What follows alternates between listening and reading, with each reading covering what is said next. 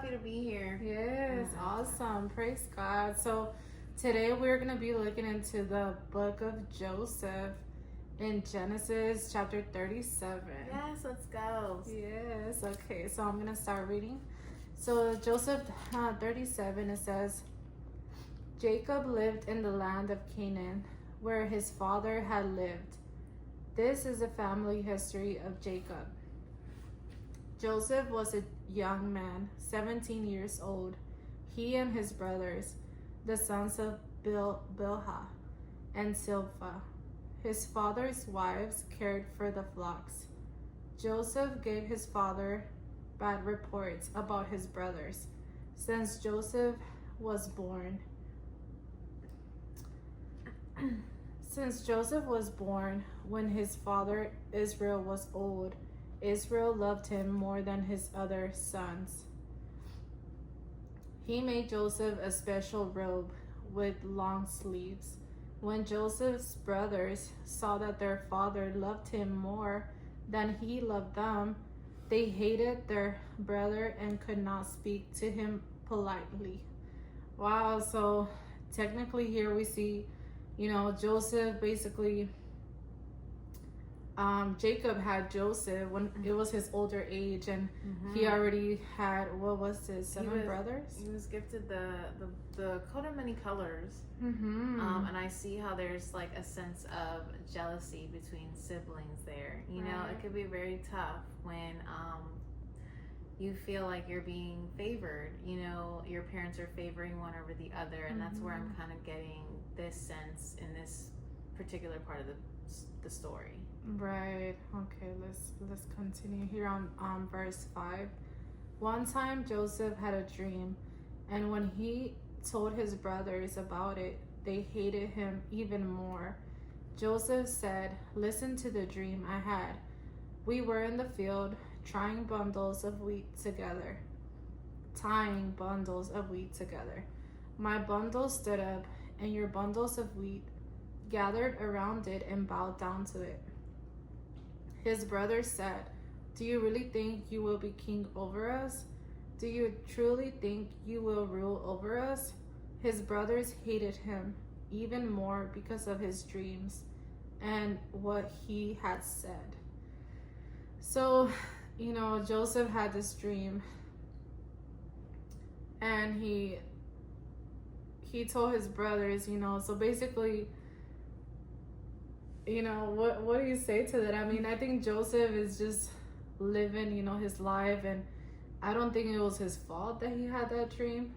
And I rarely have heard this, Erica, where people are like, Joseph, was just sharing his dream, but I also have heard people that said he probably shouldn't have shared his dream. As in, like, because he was, like, sharing his dream, is this what they were jealous of, that he was given a dream? Well, not just that, but like, for an example, sometimes God tells us things that he wants us to keep between him and us. Yes. Like, and then we go, sharing to people, and we tell people. And for an example,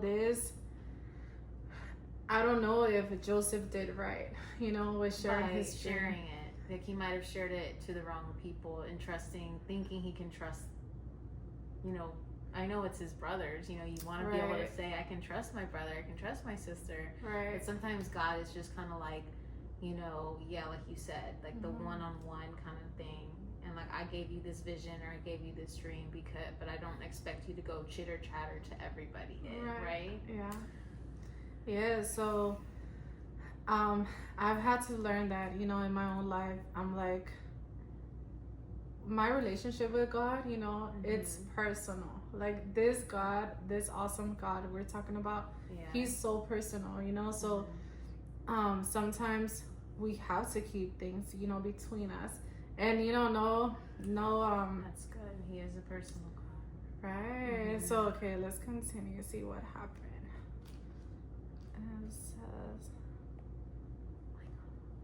It says verse 9.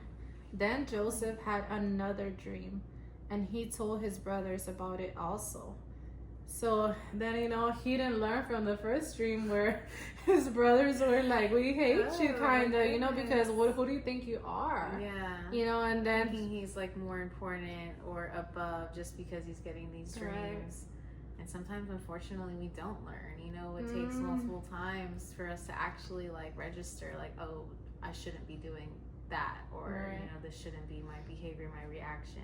Right. Or also, take a discern, learn discernment, like, okay, these people, they're treating me this way, or whenever this happens, they're acting like this with me, and just pray for discernment. Like, does God really, is this a season to hang out with these people? For an example, like that alone just tells me, okay, Joseph, like, and I see myself in Joseph, and I'm like, why am I going to the same people that are maybe, just showing some kind of red flags, where I'm like, maybe I shouldn't, like. Yes, sister, that's good. Yeah. Yes, very good. So let's see what else happens.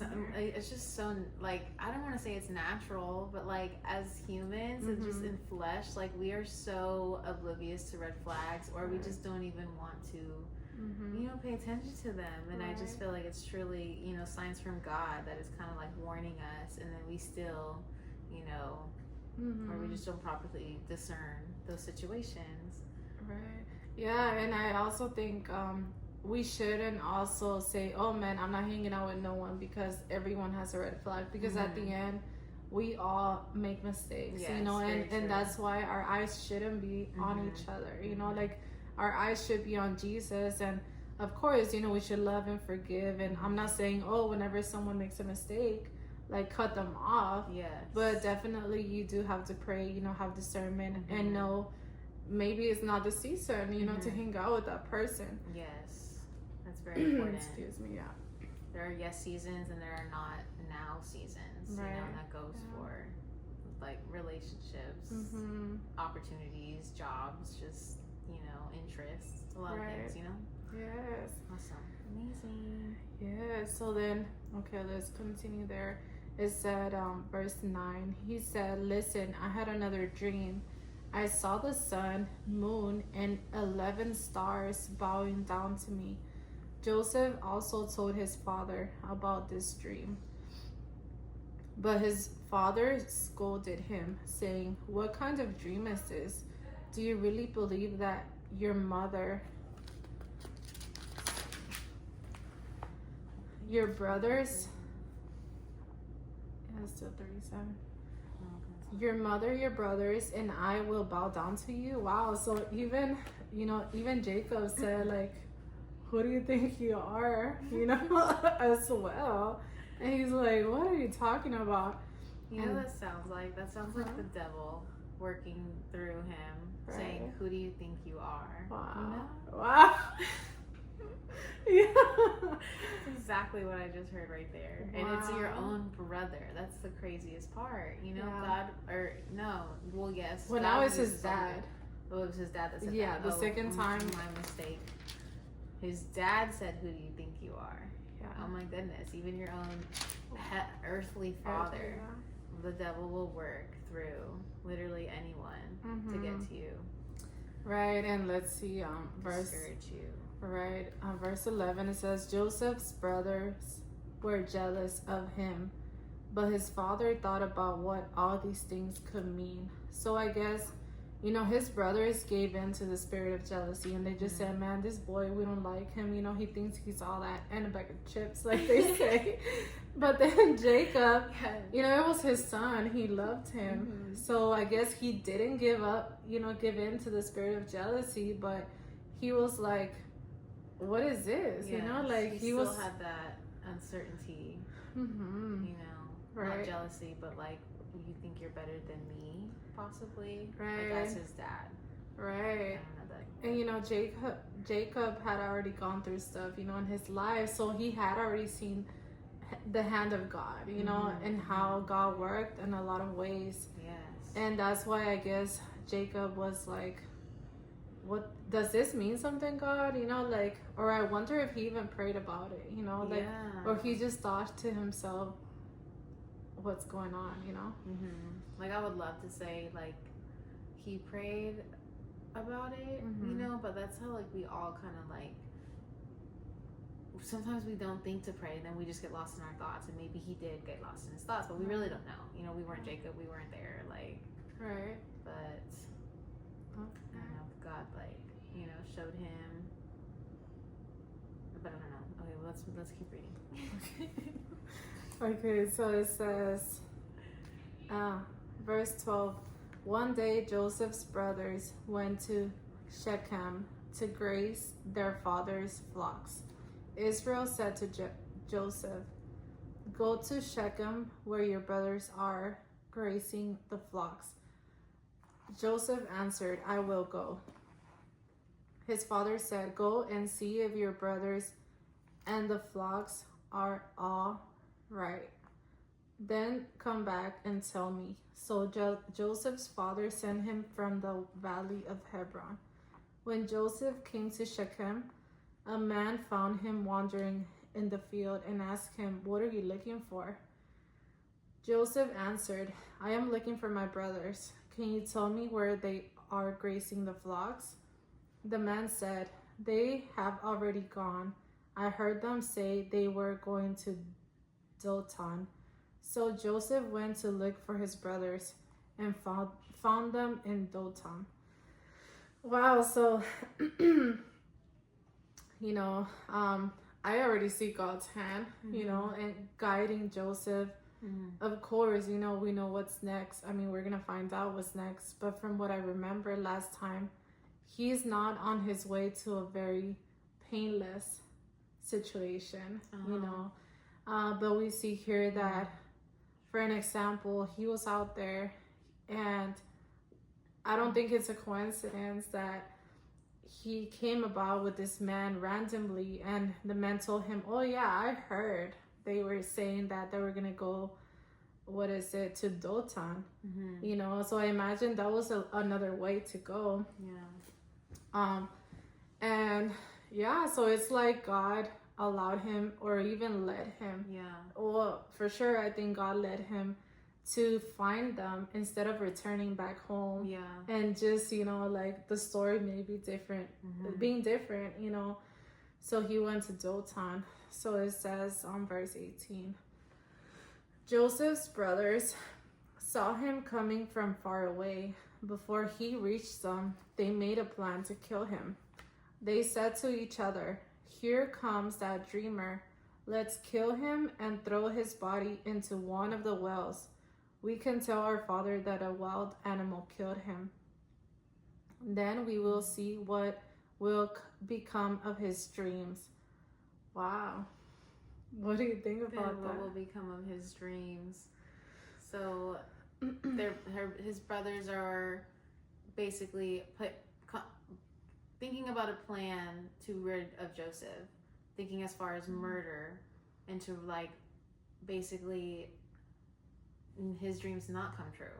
Right? Is that what that is? That's what that is. Murder his dreams. Murder his dreams because of jealousy. You know, like, as far as jealousy, like, jealousy and envy is so dangerous. Like, it's a stronghold from the enemy for sure. Right. Wow, that's so sad. So it says, verse 21, but Reuben heard their plan and saved Joseph, saying, "Let's not kill him. Don't spill any blood. Throw him into this well here in the desert, but don't hurt him." Reuben planned to save Joseph later and send him back to his father. So when Joseph came to his brothers, they pulled off his robe with long sleeves and threw him into the well. It was empty, and there was no water in it. While Joseph was in the well, the brothers sat down to eat. Wow, so they just left him in there, and they just ditched him. They just dropped him down this dark, horrible. Deep hole. But they didn't want to murder him. They wanted to fake Reuben. the murder. No, Reuben didn't want to murder him. Okay, so Reuben wanted to save his life. Right. He was planning to save him and then return him to his father. But then the brothers, you know, the other brothers wanted to kill him, or I guess they were coming into agreement. But then Reuben was like, no, he I guess he got convicted, because I assumed that he knew that was wrong, like murder was wrong, and he felt some type of conviction, to be able to do this. And I guess also like love, for him, he was a baby brother. Yeah. Baby brother, So it says, yeah, so they went to eat. And then number 25 says, when they looked up, they saw a group of Ishmaelites traveling from Gilead to Egypt. Their camels were carrying spices, balm, and myrrh. Then Judah said to his brothers, what will we gain if we kill our brother and hide his death? Let's sell him to these Ishmaelites. Then we will not be guilty of killing our own brother. After all, he is our brother, our own flesh and blood. And the other brothers agreed. So when the Midianite traders came by, the brothers took Joseph out of the well and sold him to the Ishmaelites for 8 ounces of silver. And the Ishmaelites took him to Egypt. Wow, so here, I just think, of course, Judah got convicted, but at the same time, I feel like it was not a full conviction, where he said, what do we gain? At the end, he's our brother, but at the same time, he was saying, what am I going to gain from this? Even in the own death of his brother, instead of saying, he's my brother, like we shouldn't kill him, he was saying, I am not going to gain anything. So he was stuck in selfish thoughts. Selfish thoughts. Horrible. Like still wanting something for it in return. Yeah, that's just tough. It's tough when your heart is in that spot. When you're in a selfish mentality and just have a me, like what about me? And that's just very hard, especially when your own blood is in in it, your own family. It's very hard, Yeah, and I imagine that they all might be like the sons of Jacob. I imagine that they were respected. They have flock. People knew them, and maybe like the Bible says, I believe, that they were even good looking, right? Yeah. But even there, with this in their hearts, I see that they were not happy. Like they're bitter man. Yeah. Like they were not living life. Like they could have been in the, I think I'm not sure if they went to, I thought they had gone to a river. Another version says something like that. A river. Yeah, I think when they went to Dothan, I think they were in a river. Oh. Like they were, just having fun there. Okay.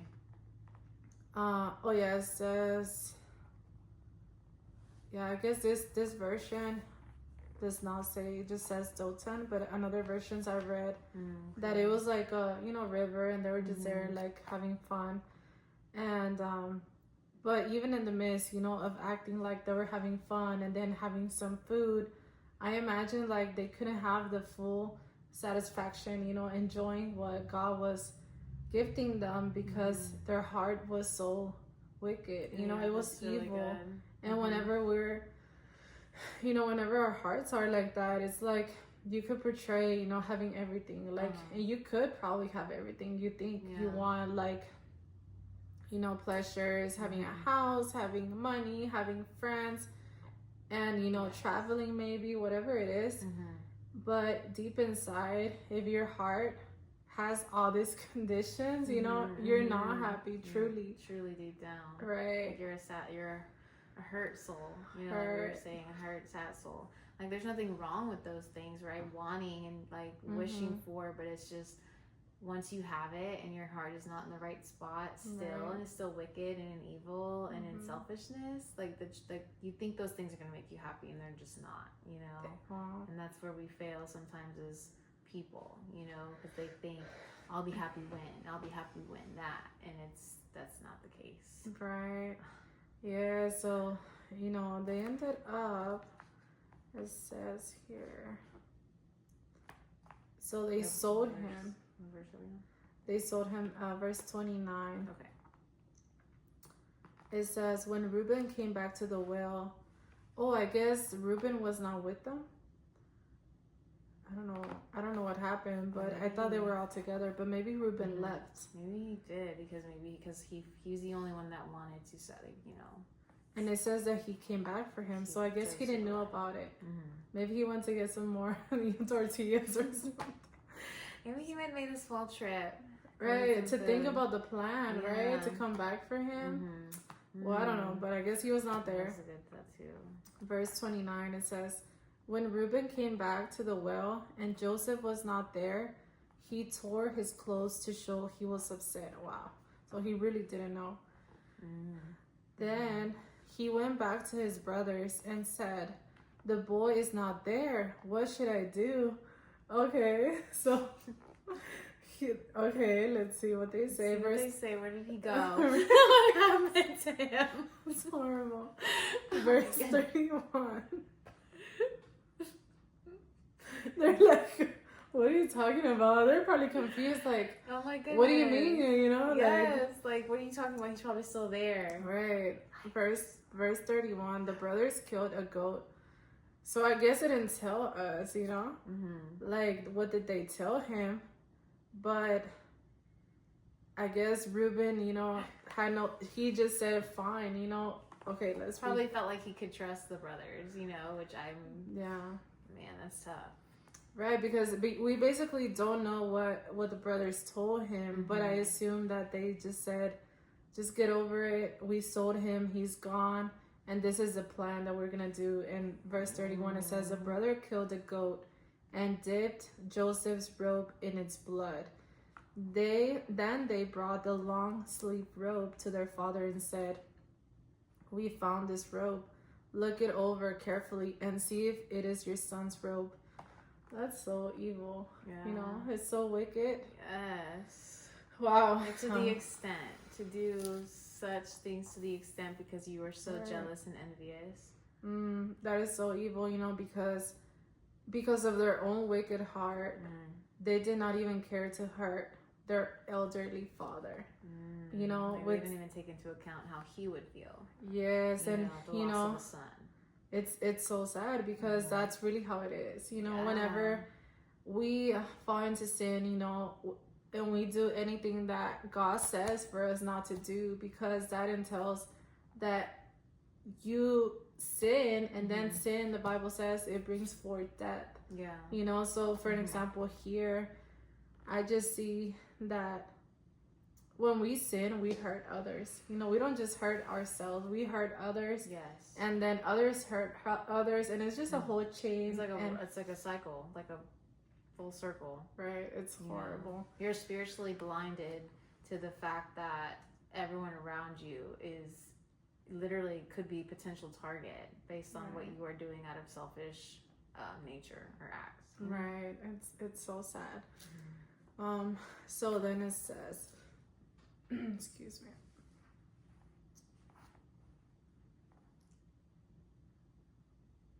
Verse 33.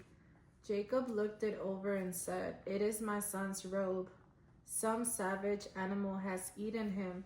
My son Joseph has been torn to pieces. Then Jacob tore his clothes and put on rough clothes to show that he was upset. And he continued to be sad about his son for a long time. All of his sons and daughters tried to comfort him, but he could not be comforted. He said, I will be sad about my son until the day I die. Wow. So Jacob cried for his son Joseph. So I guess he also had daughters. You know, Jacob had daughters as well. And, you know, but I guess the daughters were not included in that plan, you know. Maybe because... in that part. Right. We don't know exactly, you know. Maybe somewhere else in the Bible, but for whatever reasons, the brothers were just too jealous to, you know, get over it. Verse 36, it says, meanwhile, the Midianites who had bought Joseph had taken him to Egypt. There they sold him to Potiphar, an officer to the king of Egypt and captain of the palace guard. Chapter 38. About that time, Judah left his brothers and went to stay with a man named Hirah in the town of Adullam. And went to stay with a man named Hirah in the town of Adullam.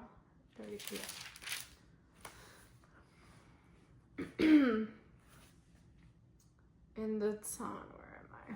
Okay. Verse 2. There Judah met a Canaanite girl, the daughter of a man named Shua, and married her. Judah had sexual relations with her, and she became pregnant and gave birth to a son, whom Judah named Later she gave birth to another son and named him Onan. Still later she had another son and named him Shelah. She was a Kesib when this third son was born. She was at Kesib when this third son was born. Judah chose a girl named Tamar to be the wife of his first son, but Judah's oldest son, did what the Lord said was evil, so the Lord killed him. Then Judah said to Er's brother, Onan, go and have sexual relations with your dead brother's wife. It is your duty to provide children for your brother in this way. So it was Joseph's wife. No, here we're talking about Judah and Tamar. Let me see. Dead brother's wife. Well, here I guess we got into the story of Judah and Tamar. I believe Judah was the older brother, and it's talking about the story where, he had children, and then one of his children died, and then Judah said, to the other brother, you have to go and have children with your brother's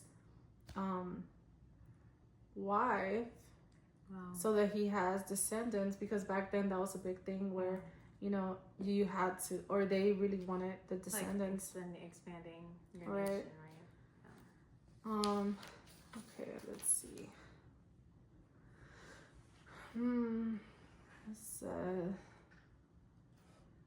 Verse 9. But Onan knew that the children would not belong to him. So when he was supposed to have sexual relations with Tamar, he did not complete the sex act. This made it impossible for Tamar to become pregnant and for to have descendants. The Lord was displeased by this wicked thing Onan had done. So the Lord killed Onan also. Then Judah said to his daughter-in-law Tamar, go back to live in your father's house and don't marry until my young son Selah grows up. Judah was afraid that Selah also would die like his brothers. So Tamar returned to her father's home. So Judah got this fear, Judah's going through a whole situation, 2 deaths. His 2 sons died, and it's like he's grieving, like he's going through it immensely. He really is. And mind you, he just sold Joseph. A previous chapter, was it? I'm not sure how much time between chapter 37 and 38. Right. Yes, I'm not sure, but let's see. It says, but he was now going through it after, what he did. It says, verse 12, after a long time, Judah's wife, the daughter of Shua, died. So his wife died. Wow. Goodness. Wow. Another death. Wow, that is extremely sad. Unfortunate. After Judah had gotten over his sorrow, he went to Timnah to his men who were cutting the wool from his sheep. His friend Hira from Adullam went with him. Sorry, let me see. Tamar learned that Judah, verse 13, her father-in-law was going to Timnah to cut the wool from his sheep. So she took off the clothes that showed she was a widow. So I imagine how much time it passed by from the death of his wife and the whole, because we read it here, it's just back to back, but time wise we'll research it later on, and maybe we could go into more into depth, into more detail on this. And but it said that she covered herself so that he wouldn't know her. And it says,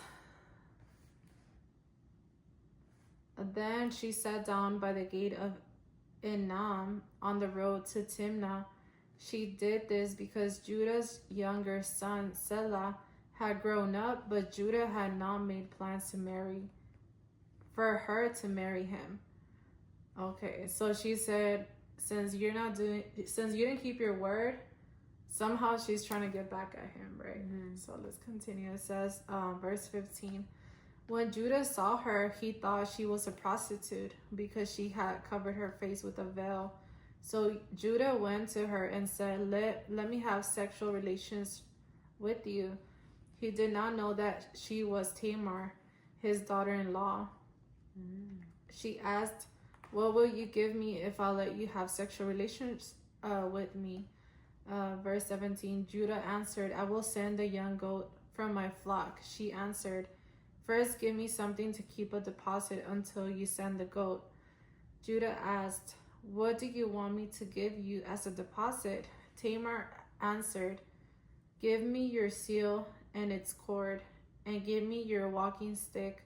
So Judah gave these things to her. When Judah and Tamar had sexual relations, and Tamar became pregnant.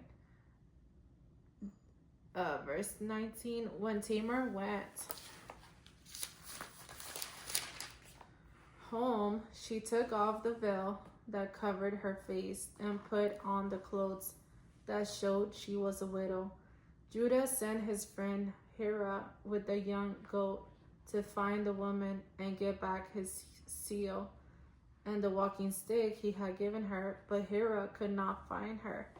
He asked some of the people at the town of Enam, where is the prostitute who where is the prostitute who was here by the road? They answered, there has never been a prostitute here. Verse 20, so he went back to Judah and said, I could not find the woman. And the people who lived there said, there has never been a prostitute here. Judah said, let her keep the things. I don't want people to laugh at us. I sent her the goat as I promised, but you could not find her. About 3 months later, someone told Judah, Tamar, your daughter-in-law, is guilty of acting like a prostitute, and now she is pregnant. Wow, so these people expected Tamar to just stay single for the rest of her life. I guess that's what they expected. But she got pregnant. She got pregnant, but she doesn't know by who. They don't know by who. She got pregnant by Judah. Right? So, but these people are judging her, saying she acted like a prostitute whenever, I don't know. Putting a name on her. Right. By their own assumptions. Right. And then it says, let's see. Then Judah said, bring her out and let her be burned to death. Wow. My gosh. Those are Judah. Judah needed some work in his heart. Accusations that they may or may not be true. Right. And that reminds me of people sometimes, even us, we're guilty, sometimes that we condemn people whenever God no longer holds condemnation, and right. And it's like, well, I did this, but it's not as bad. But look at you. Yes. And People that's like horrible. To point. You know, I don't know if you heard what they say when you point, 3 fingers are pointing at you. And it's like. So it's like a I don't know the word. I can't think of what I was about to say. The word. It's horrible. It's ironic, I guess. Right. If that's the word. I'm not sure, right. But yes, that's good. Right. So okay, let's continue. Let's continue here. Okay, so he said burn her basically to death. Wow. Verse 25. When the people went to bring Tamar out, wow, these people are courageous. Like, why did they didn't look at themselves? I'm sure they were not perfect. Yes, like yes, people don't look at their own faults. They're so quick to judge others, but they will not look at themselves first. Right. It says she sent a message to her father-in-law that said, "The man who owns these things has made me pregnant. Look at this seal and its cord and this walking stick and tell me whose they are." Wow. Verse 26. Excuse me. It says, Judah recognized them and said, "She is more in the right than I." Wow. She did this because I did not give her my son Selah as I promised.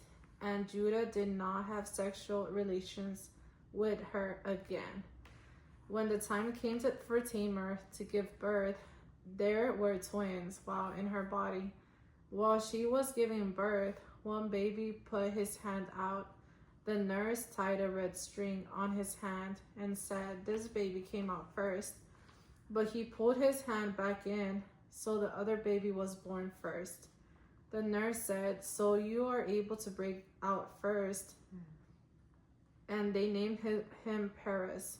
After this, the baby with the red string on his hand was born, and they named him Sarah. Wow. I don't even know what to say. This is horrible. I know. Like, why is it that after they tell you, "Do you remember your sin?" is where you say, "Oh yeah, I'm not going to condemn you because now I remember my sin." And it shouldn't be like that. It should be where first time we meditate, and maybe, yes, there's people hurting us and there's people that are not compassionate, but we should not be quick like Judah to just condemn, to death. And that's a horrible thing, because honestly, we know where all this came about. It was from his wicked heart. Yes, true. Because he did not heed to the word of the Lord that he has said, "Do not kill." And he was killing his brother in his heart before he planned to kill him in the physical, because they were jealous, and jealousy is a sense of a murderous spirit. Like they say, it's sad how after that happened with his brother, all these things came about, deaths following after. It was horrible. Literally. It's like deaths happened, and then he unknowingly had sexual relations with his daughter-in-law. And then he got her pregnant, and now she's pregnant with twins that are fighting even before they were born. And I just see that like a curse. Like a generational curse in this family. Hardship after hardship after hardship, but it's like your own heart did it. Like having that heart. It's just right. That is horrible. Okay, so I guess we're going back to Joseph. After the story of Judah, there was some kind of insight, in between, and I don't believe God allowed this book to be set up in this way just by coincidence. Yes, I think he did put the story of Judah so that we just got a little insight of what happened in Judah's life. But then, meanwhile, we continue with Joseph, and it says on chapter 39, Joseph is sold to Potiphar. It says, now Joseph had been taken down to Egypt. An Egyptian named Potiphar was an officer to the king at Egypt and the captain of the palace guard. He brought Joseph from the Ishmaelites who had brought him down here. The Lord was with Joseph, and he became a successful man. He lived in the house of his master, Potiphar the Egyptian. Potiphar saw that the Lord was with Joseph, and that the Lord made Joseph successful in everything he did. So Potiphar was very happy with Joseph and allowed him to be his personal servant. He put Joseph in charge of the house, trusting him with everything he owned. When Joseph was put in charge of the house and everything Potiphar owned, the Lord blessed the people of Potiphar's house because of Joseph. And the Lord blessed everything that belonged to Potiphar, both in the house and in the field. So Potiphar left Joseph in charge of everything he owned and was not concerned about anything except the food he ate. So Potiphar there again comes in, using, obviously only seeking to use Joseph for his benefit. So there we are again with another selfish heart. Right. Yes, I think. But he allows him to have a special place in his palace, right, as a servant. Right. And he only cares about the food and drink that he eats or that Joseph eats. So That's here it said, so Potiphar left Joseph in charge of everything he owned and was not concerned about anything except the food he ate. So he's like, Joseph is not going to choose what food I'm going to eat. I'm going to choose because I guess he wanted to have full control. Of just, I guess he was a picky man, or I'm not sure. But yeah, maybe he just wants, I see it, I don't see it as picky. I feel like it was more like, I'm going to eat and drink what I want, how much of it, and no one is going to, probably. Maybe, possibly, I'm not sure. Yes. Well, definitely, I would have never saw it as Potiphar was, just taking it. I mean, he was definitely happy, but for sure, I see what you're saying, that it was for his own benefit, because he just saw the blessing that came after Joseph, and I'm sure he didn't want to honor him just to honor him because Joseph was a slave, and it's like, what can a slave, why do I want to honor a slave? So it really does make sense what you're saying, that it really was just for his own benefit. Yeah. Wow. Okay. And it says,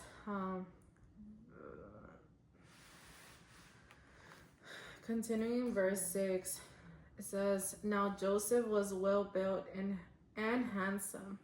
After some time, the wife of Joseph's master began to desire Joseph, and one day she said to him, have sexual relations with me.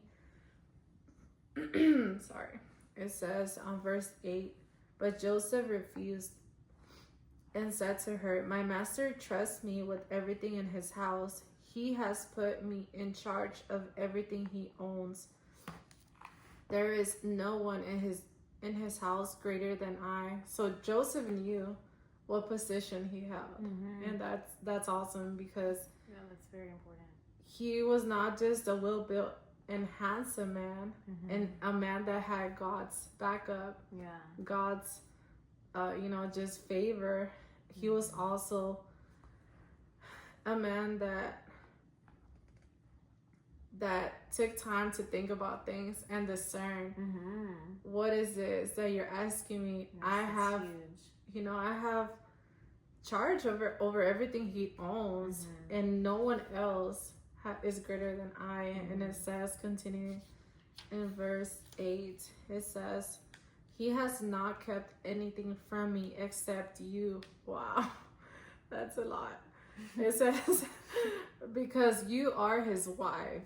How can I do such an evil thing? It is a sin against God. So he was a God-fearing man, and because of God, he said, I will not touch you. Well, he was in the process of saying, why would I touch you? Or why would I do such an evil thing, like he said. And it says, verse 10, the woman talked to Joseph every day. So she was there.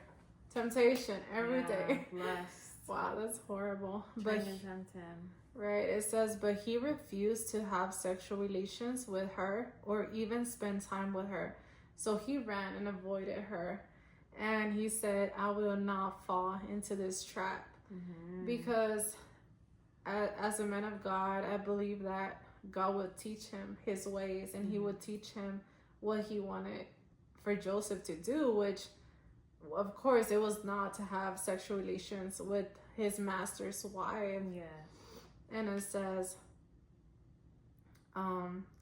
verse 11, one day Joseph went into the house to do his work as usual and was the only man in the house at that time.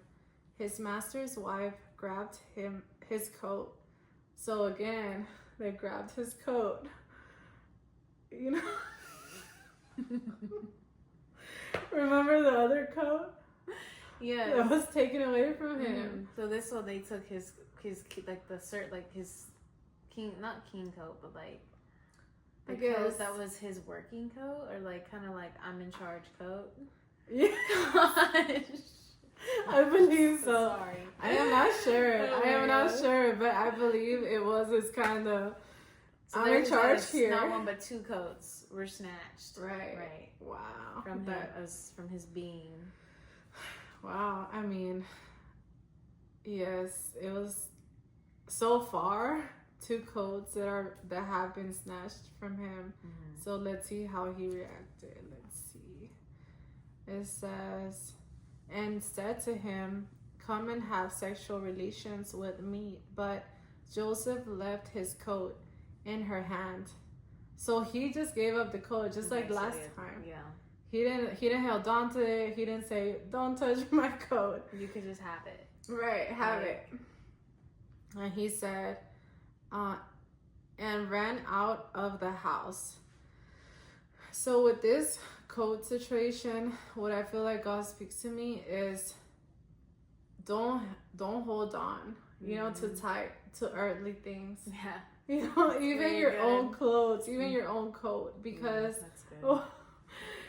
You know, it's like everything here on earth is so temporary. Yes. Super temporary. It doesn't go with you into eternity. Right.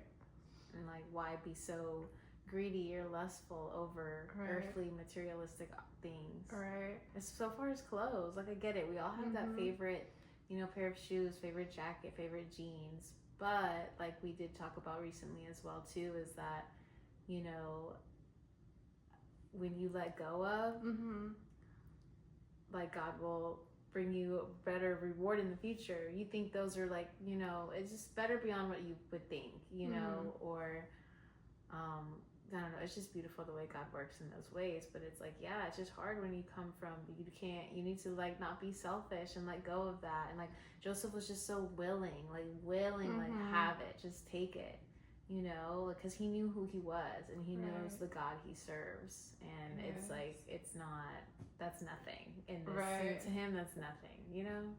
And I also, what comes to mind is he already had gotten a coat snatched and God gave him a new one.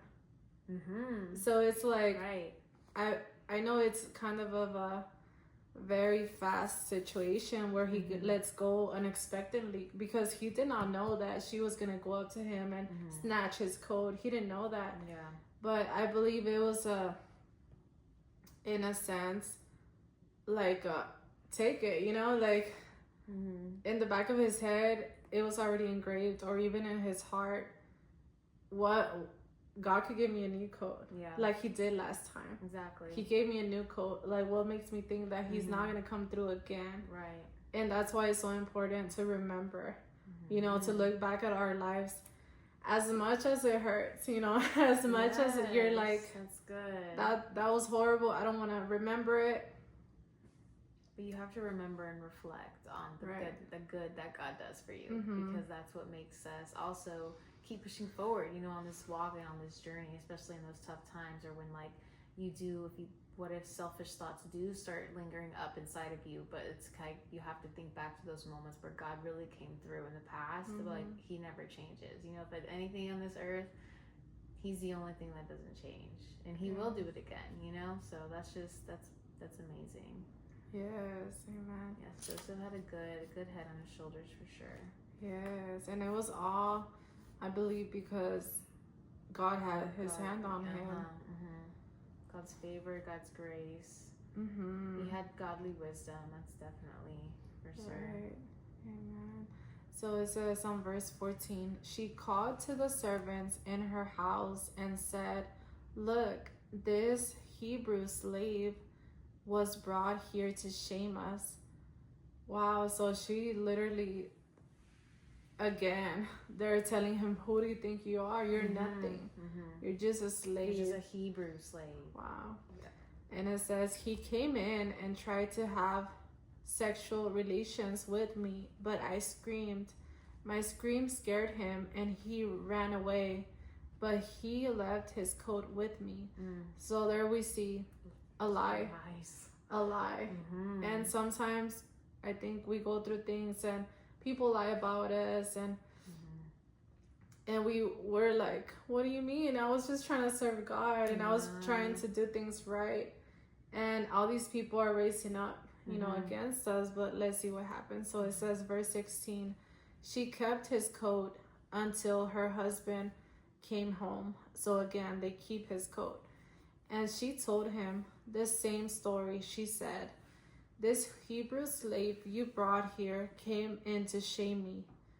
So here I feel like she's not just trying to shame Joseph, which ran away from her and with her wicked heart, the plan that she was trying to do with him. But then she was also trying to shame her husband, saying, "You brought him here." Ooh. So it's like, she's just pointing fingers left and right. Right, but it comes back to the heart. Yeah. Why are you just lying? Why are you trying to shame now your husband that has gave you everything? Yeah. This woman had a lot. And I'm not just saying, material, but she had a whole husband that was, I think I'm believed to have treated her right, like royalty and with pure heart, right? And she was the one that was full of lust, and the temptation unfortunately got to her, right, in the flesh, and like the Bible says, sin gives birth death. And all this, she's just like trying to kill her marriage here. She's trying to kill, another man's liberty, because she was trying to lie so that something bad happened to him. For either I don't think she cared if he died or not. So let's see. It says, I don't think she cared a single bit of anything except for her own well-being and her own pleasures and benefits. Right. Okay. So it says here, the slave you brought here came in to shame me. When he came near me, I screamed. He ran away, but left his coat. Verse 19, when Joseph's master heard what his wife said Joseph had done, he became very angry. So Potiphar arrested Joseph and put him into the prison where the king's prisoners were put. And Joseph stayed there in the prison. So Potiphar said, "Go to jail." He went to jail. Verse 21, it says, but the Lord was with Joseph and showed him kindness and caused the prison warden to like Joseph. The prison warden chose Joseph to take care of all the prisoners, and he was responsible for whatever was done in the prison. The warden paid no attention to anything that was in Joseph's care, because the Lord was with Joseph and made him successful in everything he did. Wow. So the Lord made him successful in everything he did. Wow. Even in prison. And now we go to God meets you where you're at.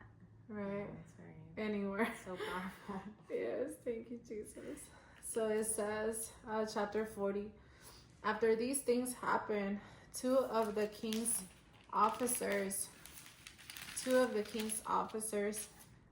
displeased the king. The man who served wine to the king and the king's baker.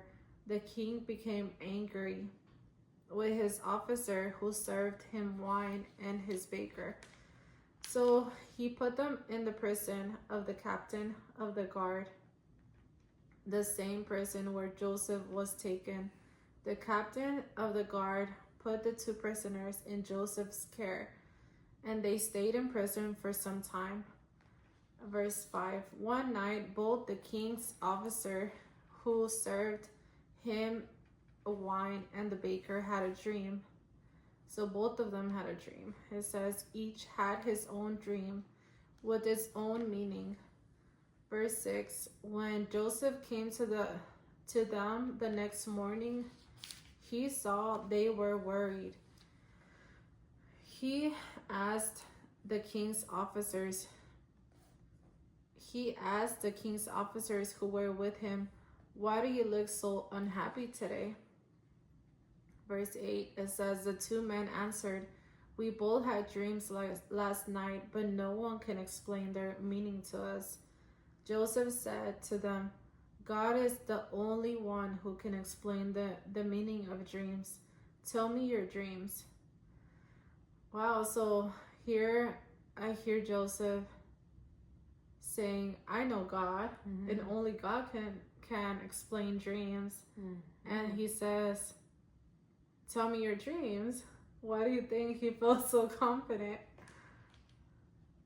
Like, why do I feel Joseph felt so confident to ask them about their dreams when he had said only God can explain the meaning of dreams? Maybe because, well, if Joseph knows the truth of that sense, and he knows that they wouldn't be able to explain these dreams, right? Yes. So I think he was a man of God that said, "I'm gonna pray about it, and I'm gonna ask God, the one that can only, explain the dreams it to detail." And imagine, this man was busy, truth, really, right? This man was busy, and it's like, to me, it's like, what gives you the time to, or what makes you? And I guess it comes down to the true identity, he had in God, and just the certainty of who God was and how he was serving the living God, and he knew it for sure. And he said, "You know what? I see the trouble of these men that are so concerned with their dreams, and I'm gonna pray to God, the only one that can reveal the meaning of them." And it says, verse 9, it says, "So the man who served wine to the king told Joseph his dream. He said, 'I dreamed I saw a vine, and on the vine were 3 branches. I watched the branches bud and blossom, and then the grapes ripened. I was holding the king's cup, so I took the grapes and squeezed the juice into the cup. Then I gave it to the king.' Then Joseph said, 'I will explain the dream to you. The 3 Wow, so it was on the spot where Joseph said he heard it and he just explained it. And that just blows my mind, because I thought he was gonna go pray about it. Yeah. But he just, God just kind of spoke it into him, right? Right. He revealed. It was, I guess, while the man was speaking, he had that intimate relationship with God, where God was like, while the man was saying, well, what did he say? He said, it's like he had the gift of interpretation. Right. He said, I watched the branches. No, he was saying, let me see.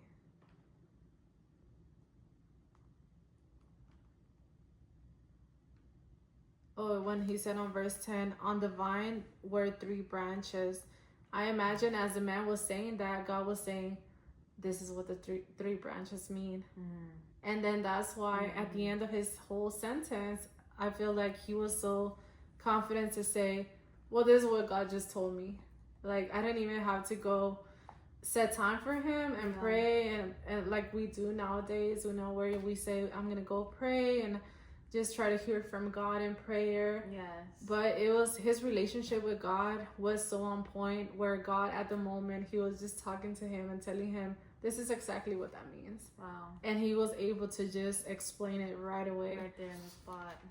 And it says, verse 12, then Joseph said, I will explain the dream to you. The 3 branches stand for 3 days.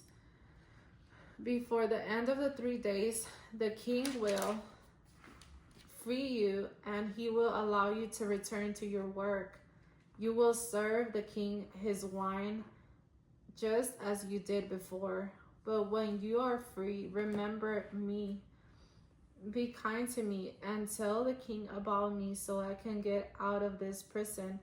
I was taken by force from the land of the Hebrews, and I have done nothing here to deserve being put in prison.